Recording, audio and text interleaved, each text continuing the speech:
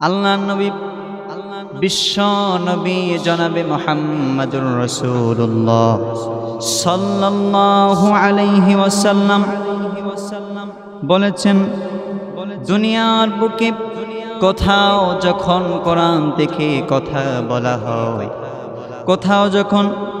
আল্লাহর বড়ত্ব নিয়ে আলোচনা করা হয়,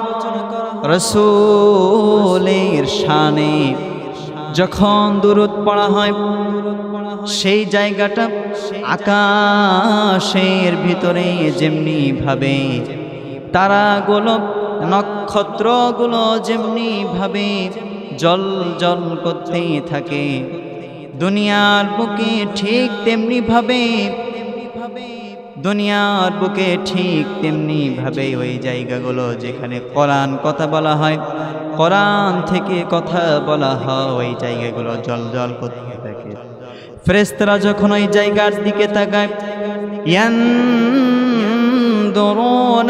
ফিল আরদ, দুনিয়ার ভিতরে যখন ফেরেশতারা ওই জায়গার দিকে তাকায়, ফেরেশতারা ওই জায়গার দিকে তাকানোর পরে যখন তারা দেখে ওই জায়গায় জল জল করছে, ফেরেশতারা তখন মনে মনে ঈর্ষা করতে থাকে, হায় আমরাও যদি ওইখানে যেতে পারতাম কতই না ভালো হতো।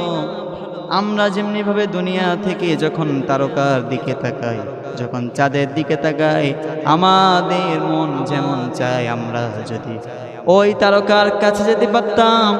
ওই তারকার কাছে যদি থাকতে পারতাম কতই না ভালো হতো। ফেরেশতারাও তেমনি ভাবে ঈর্ষা করে করে বলে, আমরাও যদি ওই জায়গায় যে বসতে পারতাম তাহলে কতই না ভালো হতো। সন্ধ্যা তারা গলি মিটি মিটি আলো দেয়, সন্ধ্যা তারা গলি মিটি মিটি আলো দেয়, আমারে পাগল মন সেখানে যেতে চায়, আমারে পাগল মন সেখানে যেতে